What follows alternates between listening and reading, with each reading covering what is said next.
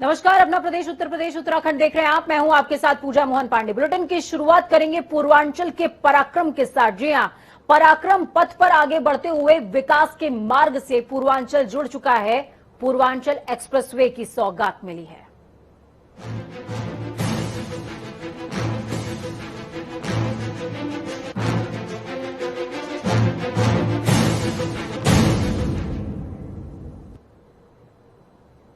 प्रधानमंत्री नरेंद्र मोदी आज भारतीय सेना के सुपर हरकुलस विमान से सुल्तानपुर पहुंचे और यूपी के पूर्वांचल को पूर्वांचल एक्सप्रेसवे की बड़ी सौगात दी है। इस दौरान पीएम ने कहा, जब मैंने पूर्वांचल एक्सप्रेसवे का शिलान्यास किया तब मैंने नहीं सोचा था कि इस एक्सप्रेसवे पर ही मैं विमान से उतरूंगा भी। पीएम ने यूपी चुनाव को लेकर पूर्वांचल के गणित को साधने की पूरी कवायद की है। देखिए,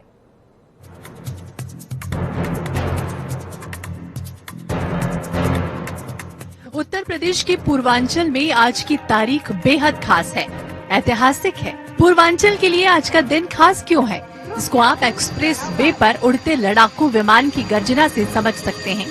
पूर्वांचल एक्सप्रेस वे को पूरब की तरक्की के नए गेटवे के रूप में देखा जा रहा है, तो दूसरी तरफ देश की वायु सेना को नई शक्ति देने वाला भी। इसके साथ उत्तर प्रदेश 2022 चुनाव का मुद्दा भी पूर्वांचल ने सेट कर दिया।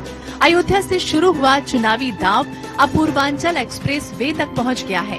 चुनाव थोड़ी दूर है, लेकिन सियासी रंग अभी से चढ़ना शुरू हो गया है, क्योंकि यूपी के राज दरबार का दरवाजा पूर्वांचल से ही खुलता है। और यही वजह है कि पूर्वांचल की सियासी बिसात पर अभी से गोटियां बिछने लगी हैं। प्रधानमंत्री नरेंद्र मोदी ने आज सुल्तानपुर में पूर्वांचल एक्सप्रेस वे का लोकार्पण किया। PM Modi Purvanchal express way पर भारतीय वायु सेना के सुपर हरक्यूलिस विमान से उतरे। इसके बाद अरवल खीरी करवत में एक्सप्रेस वे पर बनाए गए एयर स्ट्रिप के पास मंच से बटन दबाकर एक्सप्रेस वे का उद्घाटन किया। पीएम मोदी के साथ मुख्यमंत्री योगी आदित्यनाथ भी मौजूद रहे। इस एक्सप्रेस वे का शिलान्यास प्रधानमंत्री मोदी ने ही जुलाई 2018 में किया था, जो 36 महीनों में ही बनकर तैयार हो गया। इस एक्सप्रेस पर यूपी के 9 जिले आते हैं, जिसके तहत पूर्वांचल की लगभग 54 विधानसभा सीटों को सीधे साधा जा सकता है। इस एक्सप्रेस वे पर कुल लंबाई 341 किलोमीटर है, जिस पर लगभग 3.5 किलोमीटर तक हवाई पट्टी बनाई गई है। 6 लेन के इस एक्सप्रेस वे को बनाने में कुल 22,500 करोड़ रुपए खर्च हुए हैं, जो कुल 12 जिलों से गुजरेगा। राजधानी लखनऊ से गाजीपुर तक 340 किलोमीटर में यूपी के कुल 9 जिले आते हैं, जिसमें लखनऊ, बाराबंकी, अमेठी, सुल्तानपुर, अयोध्या, अंबेडकर नगर, आजमगढ़, मऊ और गाजीपुर हैं। यूपी के सभी जिले बीजेपी के लिए बहुत जरूरी हैं, क्योंकि ये वही क्षेत्र हैं जिसे साल 2014 के आम चुनाव में, 2017 के विधानसभा के चुनाव में और 2019 के लोकसभा चुनाव में बीजेपी को सत्ता तक पहुंचाया। अब उसी पूर्वांचल में 2022 में योगी मोदी की एक बड़ी परीक्षा है। बीजेपी के पहले चुनाव से पहले ताल ठोक रही समाजवादी पार्टी समेत अनेक राजनीतिक पार्टियां पूर्वांचल में बीजेपी की काट ढूंढ रही हैं। तमाम पार्टियां अपने सियासी बैतरे से पूर्वांचल को साधने की जुगत में हैं और लगातार बीजेपी पर हमले कर रही हैं। समाजवादी पार्टी के अध्यक्ष अखिलेश यादव ने ट्वीट करते हुए कहा कि फीता आया लखनऊ से और नई दिल्ली से कैची आई। सपा के काम का श्रेय लेने को मची है खिंचम खिंचाई। आशा है अब तक अकेले में बैठकर लखनऊ वालों ने समाजवादी पूर्वांचल एक्सप्रेसवे की लंबाई का आंकड़ा रट लिया होगा। पूर्वांचल की लड़ाई में विकास का श्रेय लेने की होड़ मची है, लेकिन पूर्वांचल में एक्सप्रेसवे के इस दांव से बीजेपी विरोधियों पर भारी पड़ सकती है। और ये तो साफ है कि यूपी सियासी दरबार की राह पूर्वांचल से होकर जाती है और उसी राह पर अब बीजेपी एक्सप्रेसवे की रफ्तार पकड़ना चाहती है। ब्यूरो रिपोर्ट, जनता टीवी।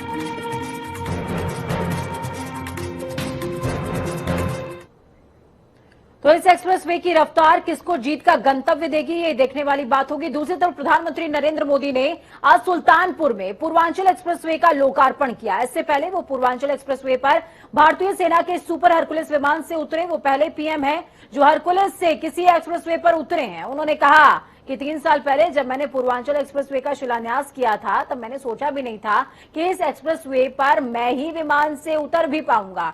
आपको बता दें, पूर्वांचल एक्सप्रेसवे के आगाज के साथ ही उत्तर प्रदेश सबसे ज्यादा एक्सप्रेसवे वाला राज्य बन गया है। अब तक 3 expressway, Yamuna expressway, Agra expressway, Purvanchal expressway UP की शान बढ़ाते हुए इसके एक छोर को दूसरे छोर यानी कि गाजीपुर से नोएडा तक सीधे जोड़ रहे हैं। इसके जरिए अब जनता के लिए सफर बेहद आसान, आरामदेह और कम वक्त में हो जाएगा। भविष्य में 3 expressway, Bundelkhand expressway, Gorakhpur link expressway, Ballia link expressway की सौगात यूपी को मिलने वाली है। और सबसे बड़ा गंगा एक्सप्रेसवे जैसी परियोजना 2024 तक पूरी किए जाने का लक्ष्य रखा गया है। तस्वीरें 6 आपकी टीवी स्क्रीन पर जो पूरे कार्यक्रम को आज से पूर्वांचल की उड़ान की तस्दीक करती हैं। जेट का जलवा देखने को मिला। हरकुलिस विमान से उतरे प्रधानमंत्री, ढोल नगाड़ों के साथ स्वागत हुआ, जश्न मनाते लोग भी नजर आए। पूर्वांचल एक्सप्रेसवे का तोहफा भी मिला और सीएम ने पीएम का स्वागत भी किया है। पीएम मोदी जब पहुंचने नजर आए तो इस दौरान ये क्षण ऐतिहासिक था।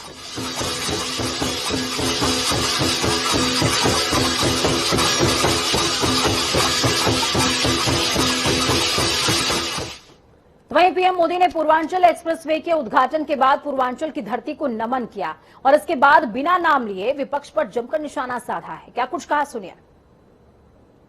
उत्तर प्रदेश की वो तस्वीर है और मैं विश्वास व्यक्त करता हूं कि पूर्वांचल एक्सप्रेसवे पूर्वी उत्तर प्रदेश के विकास की जीवन रेखा बनेगी।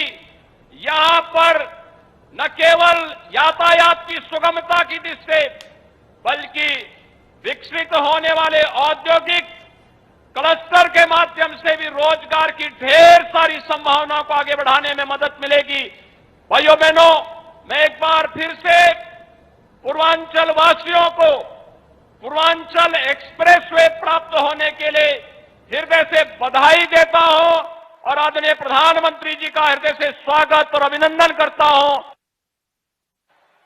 प्रदेश के अंदर एयर कनेक्टिविटी के लिए 2017 तक प्रदेश के अंदर लखनऊ और वाराणसी एयरपोर्ट ही आम जनमानस की सुविधा के लिए वायु सेवा के साथ जुड़े थे। आज प्रदेश के अंदर भारत सरकार की उड़ान योजना का बेहतरीन लाभ लेते हुए 9 एयरपोर्ट पूरी तरह फंक्शनल हैं, जहां पर वायु सेवा प्रदान की जा रही है। 11 नए एयरपोर्ट पर कार्य चल रहा है। ये नए भारत के, नए उत्तर प्रदेश की वह तस्वीर है और मैं भी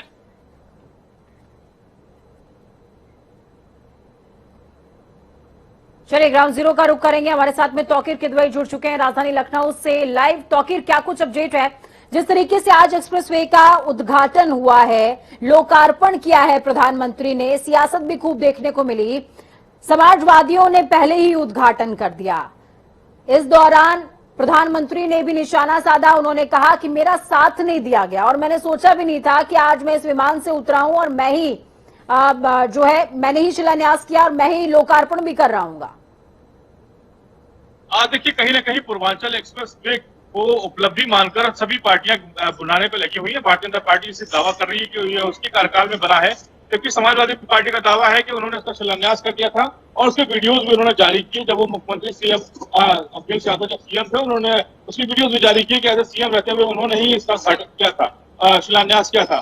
तो कहीं ना कहीं पूर्वांचल को लेकर राजनीति जरूर गरमाई हुई है, क्योंकि अखिलेश यादव लगातार पूर्वांचल का दौरा कर रहे हैं, विजय रथ निकाल रहे हैं। उसके अलावा भारतीय जनता पार्टी की पूरी तरह से पूर्वांचल पर ही निगाहें गड़वाई हुई है, क्योंकि एक बड़ा तबका, बड़ी ज्यादा सीटें हैं जो ज्यादा लंबी मात्रा है, वहां पे वो पूर्वांचल से ही आती है। और दूसरी तरफ जो पश्चिम की बात करें तो वहां पे किसान आंदोलन है, तो कहीं ना कहीं जो इफेक्टिव है वो सबसे ज्यादा पूर्वांचल की होने वाला है।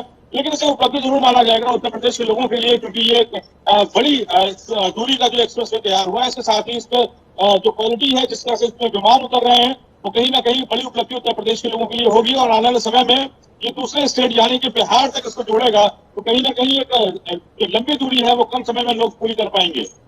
बिल्कुल, कहीं ना कहीं बहुत सारी सुविधाएं भी मिलने वाली हैं। लेकिन जिस तरीके से अखिलेश यादव ने निशाना साधा है तौकीर कि मानकों का ख्याल नहीं रखा गया, लेकिन आज का जो ये पूरा इवेंट हुआ है, जिस तरीके से सुखोई, जैगुआर, हरकुलिस, तमाम तरीके के विमान उतरे, उसको देख करके लगता नहीं है कहीं से भी कि मानकों में किसी तरीके की कोई कमी रही होगी। और क्या ये माना जाए कि इस एयर शो के बाद तमाम तरह के जो आरोप हैं वो कहीं ना कहीं धुल गए?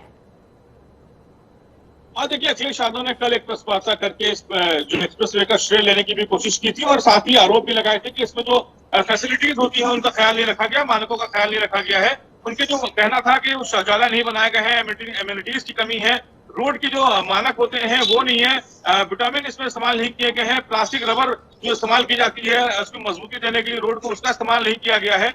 और उनका कहना था कि इसमें जर्क है, तो जर्क अगर होगा तो जाहिर सी बात है कि ये प्लेन उतरना आसान नहीं होंगे। तो माना ये भी जा रहा है कि जो एक दूरी है जहां पर प्लेन उतारे जाने हैं तो उन दूरी को पूरा किया गया हो।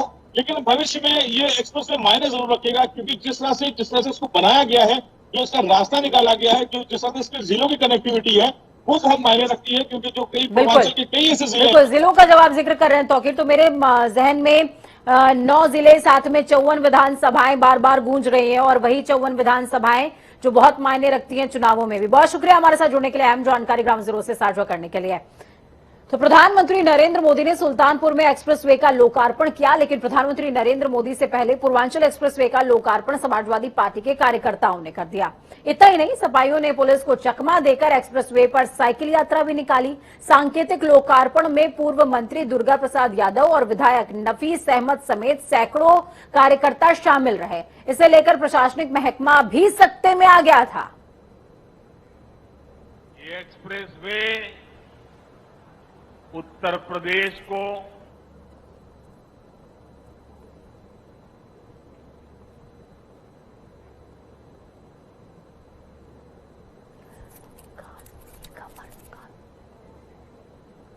प्रधानमंत्री नरेंद्र मोदी ने सुल्तानपुर में पूर्वांचल एक्सप्रेसवे का लोकार्पण किया। कार्यक्रम स्थल पर सुपर हरकुलिस विमान से लैंड करते नजर आए।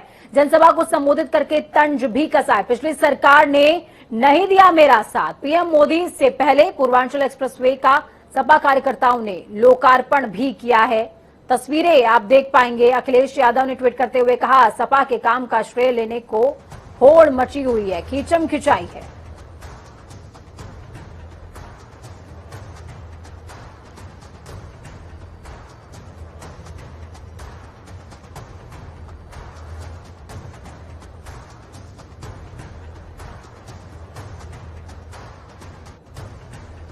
तो फीता आया राजधानी से, कैची आई दिल्ली से, इस तरीके के शब्दों का प्रयोग अखिलेश यादव करते नजर आए हैं।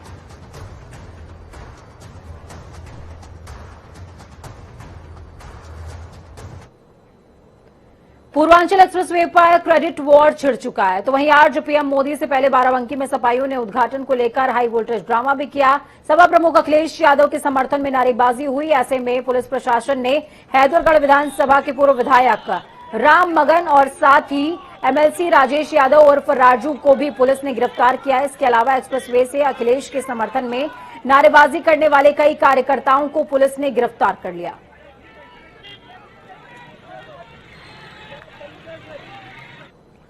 सपा और बसपा के 10 विधान परिषद सदस्य कल भाजपा की सदस्यता ग्रहण करने वाले हैं। भाजपा प्रदेश मुख्यालय में सोमवार को ज्वाइनिंग कमेटी की बैठक में विधानसभा चुनाव में सपा बसपा को करारा झटका देने के लिए उनके वर्तमान विधान परिषद सदस्यों को पार्टी में शामिल करने का निर्णय करती नजर आई है। पार्टी सूत्रों के मुताबिक ज्वाइनिंग कमेटी के समक्ष सपा और बसपा के विधायक और एमएलसी 100 बड़े नेताओं को भाजपा में शामिल कराने का प्रस्ताव रखा गया था। समिति ने सपा के विधान परिषद सदस्य रविशंकर सिंह, पप्पू, सीपी चंद, अक्षय प्रसाद सिंह, रमा निरंजन, बसपा के ब्रजेश कुमार सिंह, प्रिंसू सहित 10 एमएलसीओं को भाजपा में शामिल करने को मंजूरी दे दी है।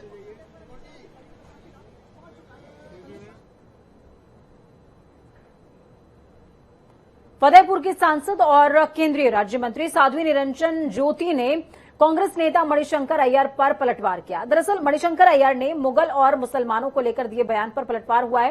उन्होंने कहा कि मैं किसी जाति धर्म की विरोधी नहीं हूं। यहां जो मुसलमान रह रहे हैं वो राष्ट्रभक्त हैं, उनका सम्मान भी करती हूं, लेकिन इस देश में आकर मंदिर किसने तोड़ा, इस देश की महिलाओं की इज्जत किसने लूटी, और हिंदू कभी किसी भी मस्जिद को तोड़ने पर विश्वास नहीं करता है, किसी पर आक्रमण करने पर विश्वास नहीं रखता। साथ ही कहा, इतिहास उठाकर देखोगे तो ज्यादातर धर्म परिवर्तन हिंदू समाज का किया हुआ है। कांग्रेस के लीडर से पूछना चाहती हूँ, आपको मैं किसी जाति मजहब के विरोधी नहीं हूँ। यहाँ जो मुसलमान रह रहे हैं, राष्ट्रभक्त हैं, उनका सम्मान करती हूँ, लेकिन इस देश में आकर के मंदिर किसने तोड़ा, इस देश के हिंदुओं के जनेऊ किसने काटा, इस देश के हिंदुओं के महिलाओं की इज्जत किसने लूटने का प्रयास किया। मुझे शर्म आती है ऐसे लोगों को कहते हुए। 1200 साल देश गुलाम रहा है। हिंदू कभी किसी के मस्जिद तोड़ने में विश्वास नहीं करता, किसी पर आक्रमण करने की विश्वास नहीं रखता। हिंदू तो वो है जियो और जीने दो। हम कभी किसी का अधिकार नहीं छीनते। क्या हम अपने अधिकार की लड़ाई भी नहीं कर सकते, उसकी रक्षा भी नहीं कर सकते? उनका तो ये कहना है कि उन्होंने कभी किसी के धर्म परिवर्तन नहीं कराया, ना किसी से बलात्कार किया। आज उठा करके इतिहास कोई देखेगा, धर्म परिवर्तन जितना हिंदू समाज का किया गया है और किसी ने नहीं किया है, मुगल काल में हुआ है। भाजपा के राष्ट्रीय अध्यक्ष जेपी नड्डा का उत्तराखंड दौरा भाजपा के विधायकों का भविष्य तय करेगा। इस दौरान राष्ट्रीय अध्यक्ष प्रदेश नेतृत्व से भाजपा विधायकों के कामों की रिपोर्ट ले रहे हैं। आपको बता दें कि प्रदेश नेतृत्व से कमजोर प्रदर्शन करने वाले और विरोधी बयान देने वाले विधायकों का भी लेखा जोखा मांगा गया है। सूत्रों की माने तो राष्ट्रीय अध्यक्ष ने अल्मोड़ा दौरे में कई विधानसभा कोर कमेटी के बैठकों के बाद विधायकों के कामों के बारे में भी जानकारी हासिल की, ताकि उनके टिकट और नए दावेदारों को लेकर निर्णय लिया जा सके। रिपोर्ट कार्ड के मुताबिक केंद्रीय नेतृत्व विधायकों के टिकट तय करेगा। इसी उद्देश्य से राष्ट्रीय अध्यक्ष ने अल्मोड़ा में 12 विधानसभाओं की कोर कमेटी के सदस्यों के साथ बैठक की है। चलिए ग्राउंड जीरो का रुख करते हैं। कंचन वर्मा लाइव जुड़े हैं हमारे साथ में। कंचन, जब सुबह के समय मेरी आपसे बात हो रही थी 10:30 बजे के करीब, कार्यक्रमों का आगाज हुआ था, अब अंजाम की तरफ है, क्या कुछ लबुलुआब है पूरे दौरे का?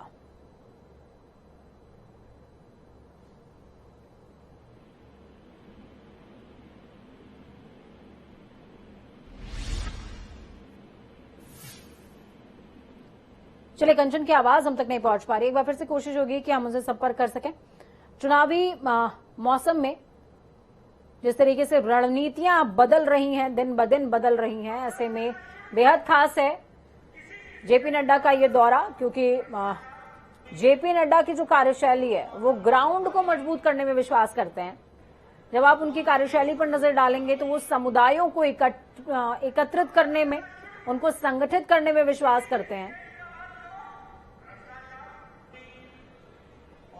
और सबसे बड़ी बात यह है कि जिस तरीके से बीजेपी की कार्यशैली बीते दिनों देखने को मिल रही है, क्योंकि लगातार दूसरा दौरा है जेपी नड्डा का, कार्यकर्ताओं को भी संबोधित कर रहे हैं, उनमें ऊर्जा का संचालन भी कर रहे हैं,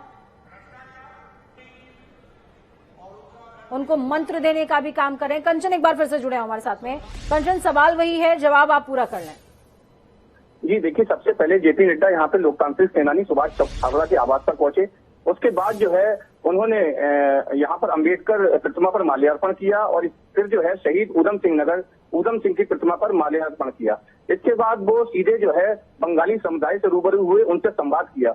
और क्योंकि अगर आप ऊधम सिंह नगर की सीटों पर देखें तो ऊधम सिंह नगर की 3 सीटें जो हैं वो बंगाली बाहुल्य वोटर है उनपे। इस वजह से जो है उन्होंने सीधा संवाद किया, बंगालियों को भरोसा दिलाया, बंगाली समुदाय को, कि वे उनके साथ में है और भाजपा हमेशा उनके साथ खड़ी हुई है, ऐसा उन्होंने भरोसा दिलाया। इसके साथ ही उन्होंने श्यामा प्रसाद मुखर्जी और बंकिम चटर्जी का भी उदाहरण दिया। उन्होंने कहा कि पार्टी के संस्थापक ही जो है वो बंगाली थे, तो ऐसी स्थिति में भाजपा जो है बंगालियों की पार्टी है, बंगालियों का ख्याल रखती है। इसको लेकर हालांकि उन्होंने बंगाल में जो कुछ हो रहा है उन्होंने ममता बनर्जी पर भी निशाना साधा और उन्होंने कहा कि 200 से ज्यादा हत्याएं वहां पर विद्वेष के कारण की गई हैं और ये वहां पर लोकतंत्र नहीं है, ऐसा उन्होंने कहा। और बंगालियों से उन्होंने ये भी कहा कि 2022 में आप जो है भाजपा की सरकार बनाइए और उसके बाद जो है बंगाल में भी लोकतंत्र की स्थापना होगी, उन्होंने कहा। ठीक है, बहुत शुक्रिया कंचन हमारे साथ जुड़ने के लिए, अहम जानकारी साझा करने के लिए। एक तीर से दो निशाने, बंगाल और उत्तराखंड। जी हाँ, खबरों में आगे बढ़ते हैं। चुनावी मौसम में आरोप प्रत्यारोप का सिलसिला उत्तराखंड में जारी है। कांग्रेस प्रदेश अध्यक्ष गणेश गोंदियाल ने बड़ा बयान देते हुए भाजपा के राष्ट्रीय अध्यक्ष जेपी नड्डा के उत्तराखंड दौरे पर सवाल खड़े कर दिए। कांग्रेस अध्यक्ष का कहना है कि भाजपा का राष्ट्रीय नेतृत्व समझ चुका है कि उत्तराखंड बीजेपी के नेता प्रदेश के भीतर महत्वहीन और प्रभावहीन हो चुके हैं, जिसके चलते अब चुनाव की कमान भाजपा के राष्ट्रीय नेतृत्व ने अपने हाथ में लेने का काम किया। साथ ही कहा कि भाजपा के राष्ट्रीय अध्यक्ष जेपी नड्डा अपनी उपयोगिता पहले ही खो चुके हैं। नेताओं पर भारतीय जनता पार्टी के केंद्रीय नेतृत्व का कोई भरोसा नहीं है। वो ये मान बैठे हैं कि उनके यहाँ के नेता यहाँ के जनता की नजर में महत्वहीन हो चुके हैं, प्रभावहीन हो चुके हैं और ऐसी स्थिति में उनके लिए मजबूरी है कि ये पूरे चुनाव को अपने हाथ में लेकर हैंडल करें, कमांड करें। नड्डा जी की जहां तक बात है, मैं समझता हूं कि हिमाचल में बुरी तरह हारने के बाद नड्डा जी स्वयं में अपनी उपयोगिता खो चुके हैं, राष्ट्रीय स्तर पर खो चुके हैं और प्रांतीय स्तर पर उत्तराखंड के लोग इस बात को अच्छी तरह से जानते हैं। दिल्ली के उप मुख्यमंत्री मनीष सिसोदिया ने उत्तराखंड जॉली ग्रांट एयरपोर्ट पहुंचने पर आम आदमी पार्टी के कार्यकर्ताओं ने उनका भव्य स्वागत किया। उनके स्वागत में आम आदमी के नेता कर्नल कोठियाल भी मौजूद रहे। आपको बता दें कि मनीष सिसोदिया उत्तराखंड के 2 दिन के दौरे पर रहेंगे और इस दौरान सिसोदिया उत्तरकाशी में रोड शो निकालने वाले हैं और जनसभा को भी संबोधित करेंगे। दिल्ली के उप मुख्यमंत्री ने मीडिया से बात करते हुए कहा कि जनता बीजेपी और कांग्रेस को पसंद नहीं कर रही है, इसलिए बीजेपी और कांग्रेस डरी हुई है और जुबानी हमले कर रही है। वक्त यहाँ पर छोटे से ब्रेक का। ब्रेक के उस पार खबरों का सफर लगातार जारी है। बने रहिए जनता टीवी के साथ, क्योंकि हमें आपकी ताकत, अपना और अपनों का बहुत ज्यादा ख्याल रखें। नमस्कार।